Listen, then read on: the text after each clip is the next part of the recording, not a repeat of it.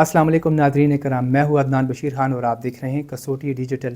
آج کے کسوٹی کے مہمان شخصیت PK-79 کے امیدوار محمد زیاد صاحب ہے۔ آپ کو کسوٹی ڈیجیٹل میں خوش آمدید کہتے ہیں۔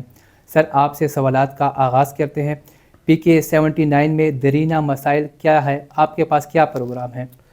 وعلیکم السلام۔ سب سے پہلے تو میں آپ کا شکریہ ادا کرنا چاہتا ہوں عدنان صاحب اس پلیٹ فارم کے لیے۔ اب بیسیکلی جو PK-79 جس حلقے سے میں کھڑا ہوں، جس میں حیات آباد آتا ہے، ریگی ہے، ملکن ڈیر ہے، تاج آباد ہے اور کچھ اور علاقے شامل ہیں، تو میں جو سسٹم لانا چاہتا ہوں جو میرا علاقے کے لیے اور میرے ملک کے لیے ہے، وہ یہ ہے کہ میں اس ملک کو دوبارہ سے کس طرح کھڑا کر سکوں، اور اس کے لیے ہمارے لیے بہت زیادہ ضروری ہے اس ٹائم پہ کہ ٹیکنالوجی کی انٹرونشن کی جائے۔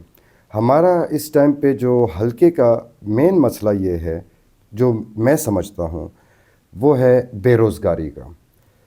جس ٹائم ہم بے روزگاری کے مسئلے کو حل کر سکیں، ہمارے گلی کے مسئلے، ہمارے گھروں کے مسئلے، ہماری کمیونٹیز کے مسئلے، وہ سب ایک ساتھ حل ہوں گے۔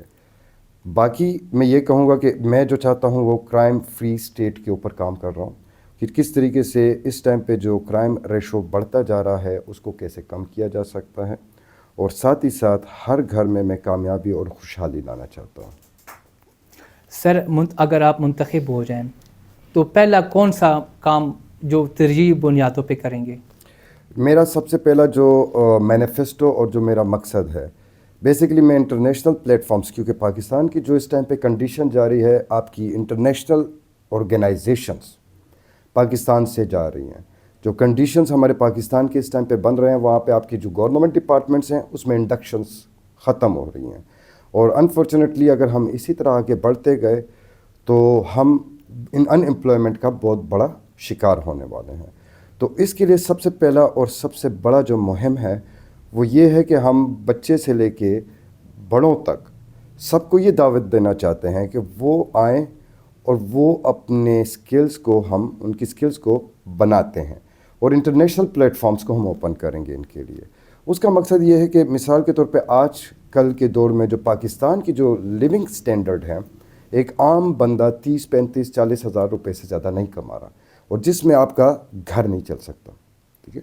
تو میرا مقصد یہ ہے کہ اگر وہی لڑکا، اس کے وہ سکلز ڈیولپ کیے جائیں جو کہ 12 13 14 سال سے اوپر جتنے بچے ہیں وہ کر سکتے ہیں، اور اس کے بعد ان کے اگر سکلز کو ڈیولپ کر دیا جائے، چاہے وہ خواتین ہیں، چاہے وہ بوڑھے ہیں، چاہے وہ بچے ہیں، چاہے وہ جوان ہیں، ان کے سکلز کو ڈیولپ کر کے ان کو ہم انٹرنیشنل مارکیٹ میں ایکسپورٹ کرنا شروع کریں ریموٹلی۔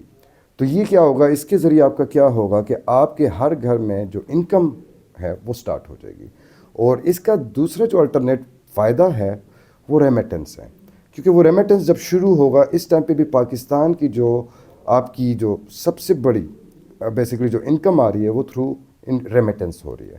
اگر ہم اس ریمیٹنس، کیونکہ کچھ میرے خیال سے 1 1.5 مہینے پہلے پے پال کو بھی بیسیکلی پاکستان کو انہوں نے ایکسیپٹ کر لیا، تو یہ بھی ہمارے لیے بہت بڑی اچیومنٹ ہے کہ پے پال اب ہم اس کے تھرو ریمیٹنس میں جا سکتے ہیں، اور ہم یہی چاہتے ہیں کہ جتنا ہمارا ہیومن ریسورس، جو ہماری عوام ہے، جو ہمارے لوگ ہیں، جو ہمارے بچے ہیں، جو ہمارے بزرگ ہیں، جو ہماری خواتین ہیں، جتنا وہ بیسیکلی اپنے آپ کو ہم ان کو ڈیولپ کرتے ہیں اور ان کے لیے یہ پلیٹ فارمز اوپن کرتے ہیں۔ سر، یہ بتانا پسند کریں گے کہ اتنے سیاسی جماعتوں کے باوجود آزاد حیثیت میں الیکشن لڑنے کا فیصلہ کیوں کیا؟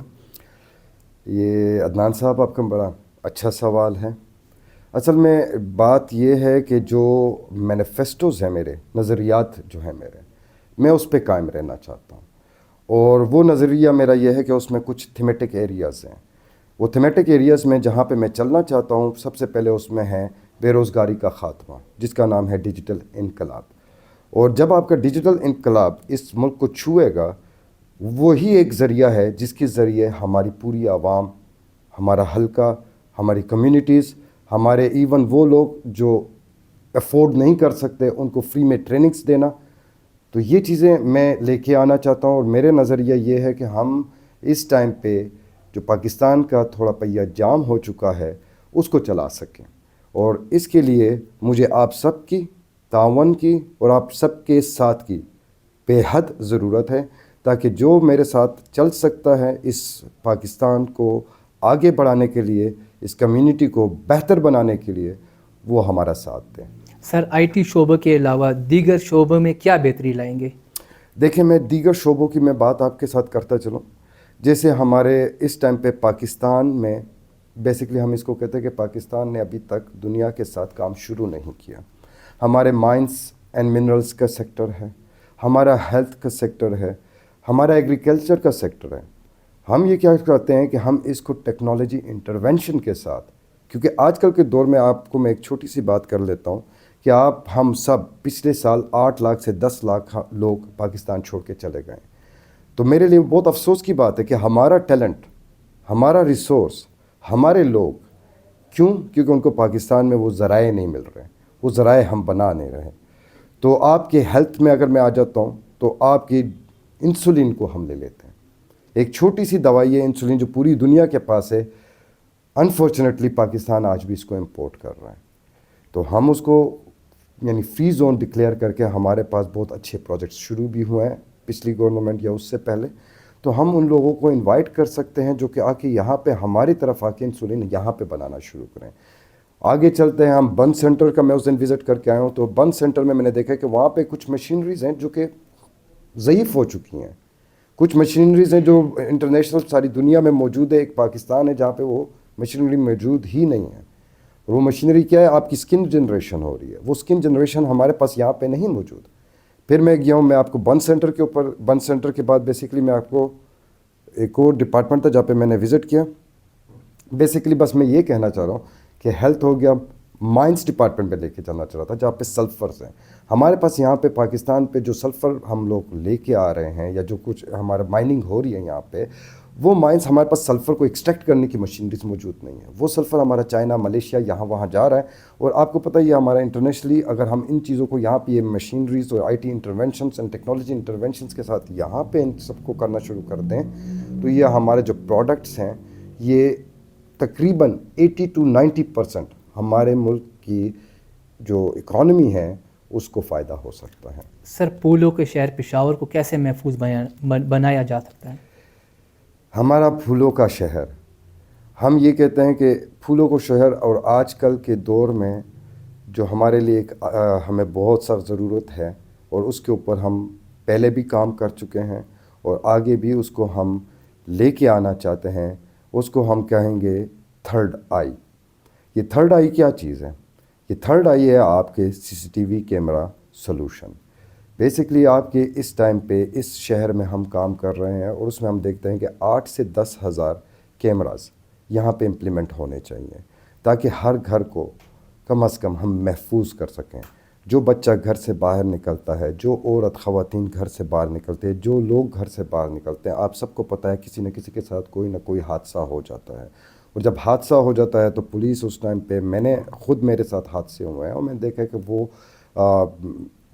اگر ان کو ڈھونڈنا پڑتا ہے اپنے یا اس کو ریزالو کرنا ہوتا ہے اس سچویشن کو، تو اس سچویشن کو ریزالو کرنے کے لیے ان کے پاس لوگوں کے پیچھے وہ صرف انفارمیشن کلیکٹ کر رہے ہوتے ہیں۔ جبکہ آپ کسی بھی ملک میں چلے جائیں، آپ کسی لوگوں سے، آج کل جو تھرڈ آئی ہے وہ اتنی اسٹرانگ ہے جو آپ کا کیمرہ یا سیف سٹی، تاکہ آپ کا ایک ایک شہر کا جو فرد ہے وہ محفوظ ہو اور ان کے ایسیٹس ہیں وہ بھی محفوظ کر سکیں۔ کیا آپ اپنے ووٹر کو الیکشن والے دن پولنگ اسٹیشن تک لانے میں کامیاب ہو پائیں گے؟